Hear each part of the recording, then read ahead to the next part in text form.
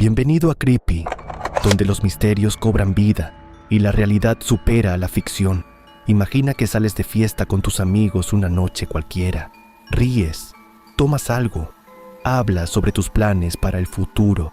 Todo parece completamente normal, pero sin darte cuenta, estás viviendo las últimas horas en las que alguien volverá a verte. Esa noche, decenas de personas vieron a Brian Shaffer entrar en un bar del centro de Columbus, Ohio. Las cámaras de seguridad también lo grabaron. Lo que nadie pudo explicar fue lo que ocurrió después, porque Brian nunca volvió a aparecer. No hubo una llamada de rescate, no apareció un cuerpo, no hubo una exigencia de rescate, ni una sola prueba que explicara su desaparición. La policía revisó las grabaciones una y otra vez, analizó cada segundo, entrevistó a decenas de testigos, y aún así, más de 20 años después, nadie sabe qué ocurrió realmente aquella madrugada. Esta es la historia de uno de los casos de desaparición más desconcertantes de Estados Unidos. Brian Randall Shaffer nació el 25 de febrero de 1979. Tenía 27 años y estaba a punto de cumplir uno de sus mayores sueños, convertirse en médico. Estudiaba en la Facultad de Medicina de la Universidad Estatal de Ohio, y quienes lo conocían lo describían como una persona inteligente, sociable y con un gran sentido del humor. Le gustaba tocar la guitarra, salir con sus amigos y disfrutar de la vida universitaria. Pero detrás de esa apariencia había un dolor reciente. Apenas unas semanas antes, su madre, Renee Shaffer, había fallecido tras una larga lucha contra el cáncer. Aquella pérdida había marcado profundamente a toda la familia. Aún así, Brian intentaba seguir adelante. De hecho, tenía un viaje planeado a Miami con su novia, Alexis Wagoner, para desconectar unos días. Parecía el comienzo de una nueva etapa. Sin embargo, el destino tenía preparado algo completamente distinto. Era viernes 31 de marzo de 2006. Columbus estaba llena de estudiantes celebrando el inicio del fin de semana. Brian terminó sus obligaciones y quedó con su amigo Clint Florence. También los acompañaba Meredith Reed, amiga de ambos. Primero visitaron un bar cercano para tomar unas copas. El ambiente era relajado, música alta, conversaciones, risas. Nada hacía pensar que aquella noche acabaría convirtiéndose en un misterio nacional. Cerca de la 1:15 de la madrugada, decidieron dirigirse a un local muy conocido entre los universitarios, el Ugly Tuna Saloon, un bar situado en la segunda planta de un complejo comercial conocido como South Campus Gateway. Para acceder al local era necesario subir unas escaleras mecánicas y pasar por una entrada vigilada por cámaras de seguridad. Una de esas cámaras grabó a Brian entrando junto a sus amigos. Esa sería la última imagen confirmada de él. La cámara situada en la entrada del Ugly Tuna Saloon registró la llegada de Brian y sus amigos alrededor de la 1:15 de la madrugada.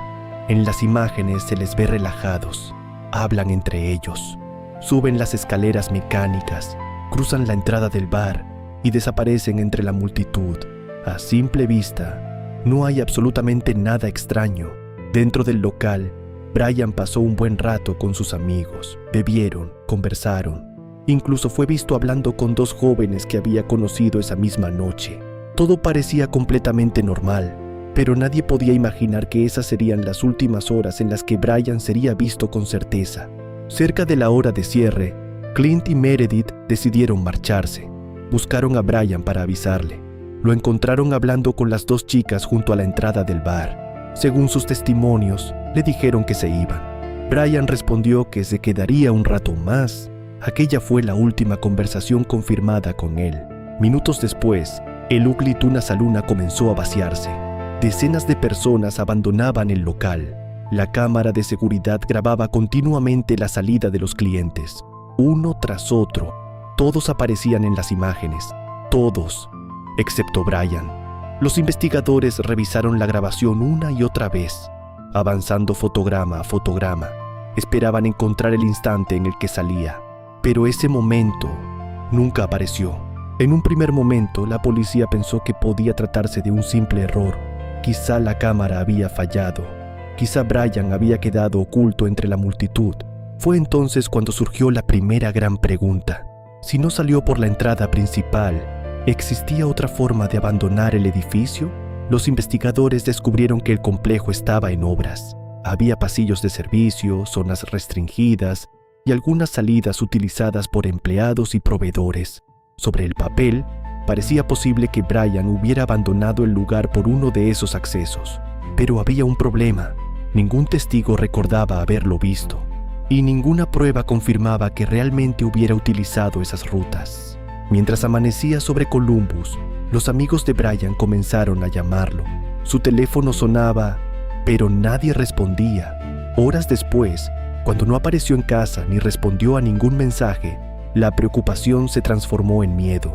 Nadie imaginaba que aquella desaparición se convertiría en uno de los mayores enigmas de Estados Unidos.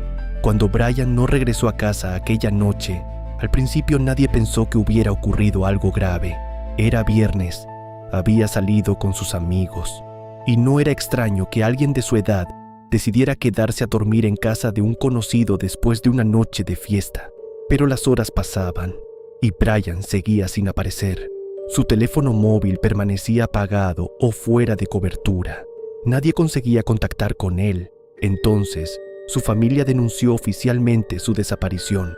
A partir de ese momento, la policía de Columbus puso en marcha una investigación que, con el paso de los días, se convertiría en una de las más desconcertantes de su historia reciente. Lo primero fue recuperar todas las grabaciones disponibles. Los agentes analizaron una y otra vez las imágenes del Ugly Tuna Saloon. Buscaron cualquier detalle que hubiera pasado desapercibido. Una gorra, una chaqueta, un reflejo, cualquier cosa. Pero el resultado siempre era el mismo. Brian aparecía entrando y después, nada. Era como si se hubiera desvanecido dentro del edificio. También participaron unidades caninas especializadas. Los perros siguieron el rastro de Brian hasta las inmediaciones del complejo. Según los informes, el olor parecía perderse cerca de una calle próxima. Ese detalle hizo pensar que quizá Brian hubiera subido a un vehículo, pero aquello nunca pudo demostrarse. No había cámaras que lo confirmaran. No había testigos fiables. Solo una posibilidad más entre muchas. Mientras tanto, los investigadores analizaron la actividad de su teléfono móvil. Durante un tiempo, el dispositivo permaneció completamente inactivo. Sin embargo, meses después ocurrió algo inesperado. Al llamar a su número, el teléfono llegó a emitir señal de llamada en varias ocasiones, en lugar de ir directamente al buzón de voz. Aquello despertó una enorme expectación. ¿Significaba que Brian seguía con vida? ¿Alguien había encendido su teléfono? ¿O simplemente era un efecto relacionado con la red móvil? Los expertos nunca pudieron obtener una respuesta concluyente. Han pasado casi 2 décadas desde aquella noche. Durante todo ese tiempo, policías, detectives privados, periodistas y miles de personas en todo el mundo han intentado resolver el misterio de Brian Shaffer. Se revisaron una y otra vez las grabaciones de seguridad.